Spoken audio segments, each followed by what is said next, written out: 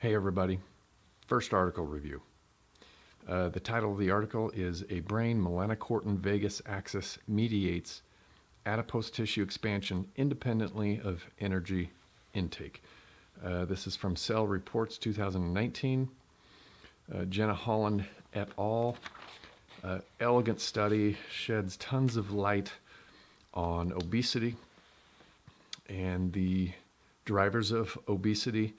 This is one of thousands of articles that is putting together the pieces of the puzzle as far as obesity, diabetes. So this is a study, primary research article using mice as the model. And to introduce the study, a person has to be familiar with the melanocortin system in the brain. This is specifically in the hypothalamus, in the arcuate nucleus of the hypothalamus. There are some very important cell populations, neuron populations there. The POMC neurons, these are pro-opiomelanocortin neurons. In antagonism to those POMC neurons are the agouti-related peptide neurons.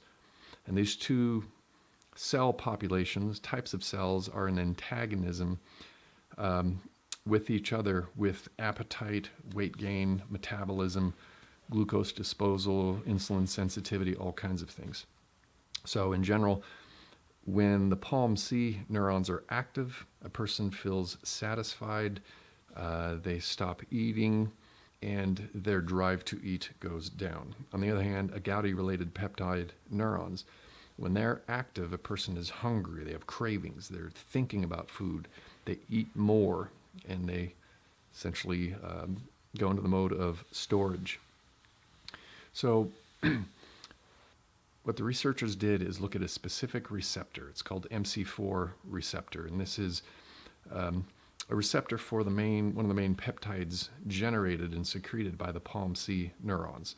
It's alpha melanosecreting hormone. It's a peptide. It's used in that circuitry to achieve satisfaction and a loss of hunger sensation. So what they did is injected into the brains, essentially, intraventricular sites in the brain of these mice. They injected an inhibitor of that specific receptor. And what they found, by suppressing activity of these POMC neurons, these mice gained weight. What they also found to correlate with this was feeding those mice a high-fat diet. Now, a high-fat diet in the research almost always means high-fat, high-sugar, and it's true in this case. The high-fat diet was about 58% calories by fat, and about something lower than that, 20-something percent carbohydrates. On the other hand, the the control was something on the order of 70% carbs, 20% fat, 17%, something like that.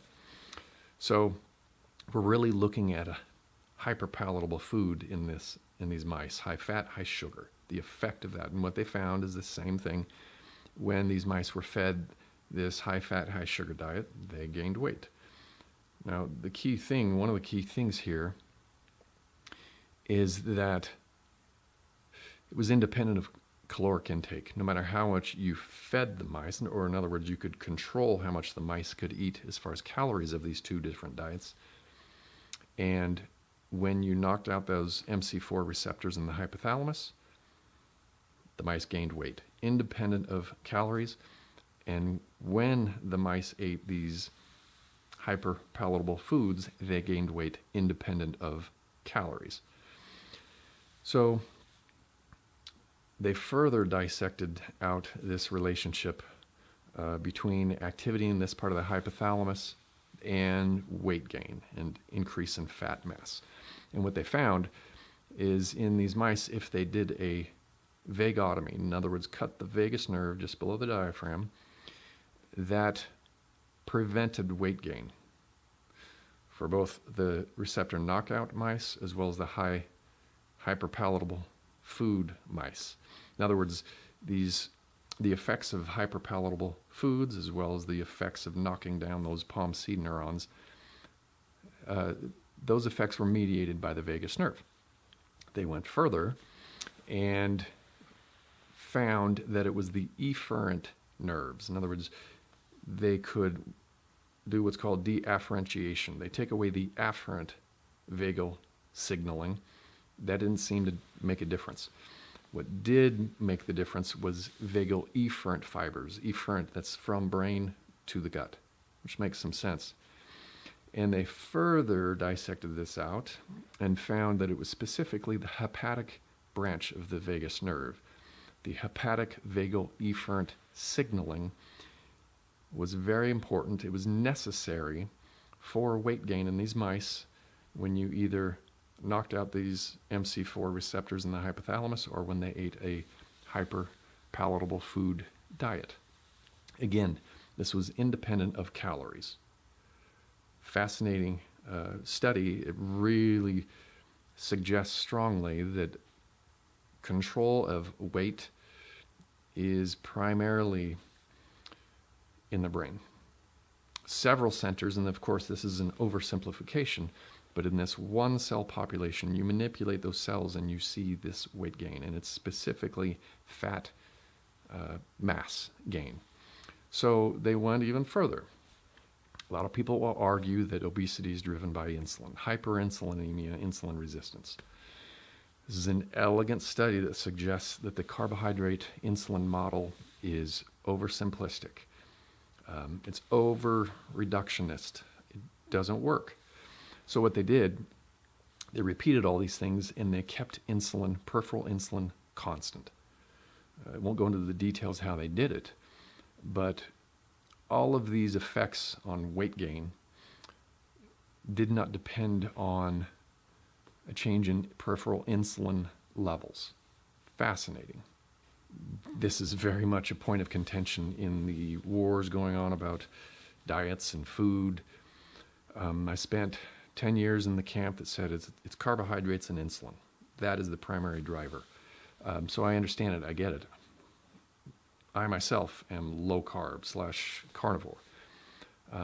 But it's very important for us to really understand what's going on and not be overly simplistic. So, independent of insulin, these changes in the brain and in the vagus nerve drive fat mass gain. Very interesting. There was fat mass gain in both subcutaneous and visceral fat. It was far more significant in the visceral fat. They also looked at respiratory exchange rate. So this gives you an idea of what fuel the animal or the mouse is burning. And what they found is, again, when they suppressed activity in these palm seed neurons, or when the mice ate this hyperpalatable food, there was an increase in their respiratory exchange rate, indicating or suggesting there was a shift in the fuel they were burning to more towards carbohydrates compared to fats, which makes sense. They had fat mass gain, they weren't burning as much fat, and they burned preferentially carbohydrates. Very elegant connection there. They also looked at gene expression in the fat cells, the adipocytes. And what they found is with this same manipulation in the brain or the vagus nerve, you had upregulation of the genes needed and necessary for lipogenesis, creating fat in the adipocytes. They went even further and also determined that you make these change in the palm seed neurons or the vagus nerve or feed hyperpalatable foods to the mice, that drove adipocyte proliferation, the reproduction of fat cells, primarily in the visceral fat. Elegant study.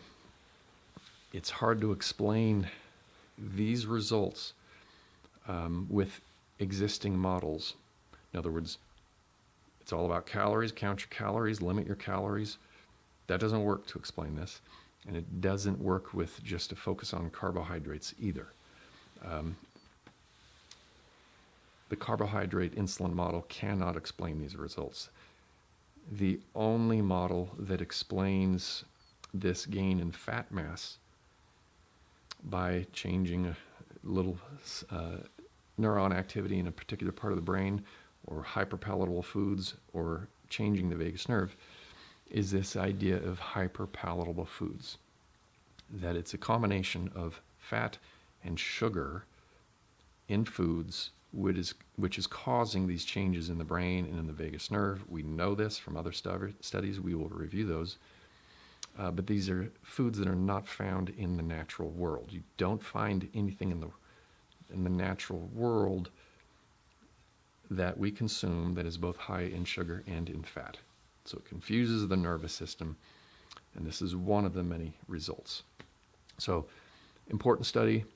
Hope you enjoy this. I recommend going to the primary article, reading it. It's fascinating. Thousands of other articles like this. But I wanted to start with this one for the Daily Journal Review. I'm David Brown. Thanks for joining us. If you like this content, hit the like button or subscribe to the channel.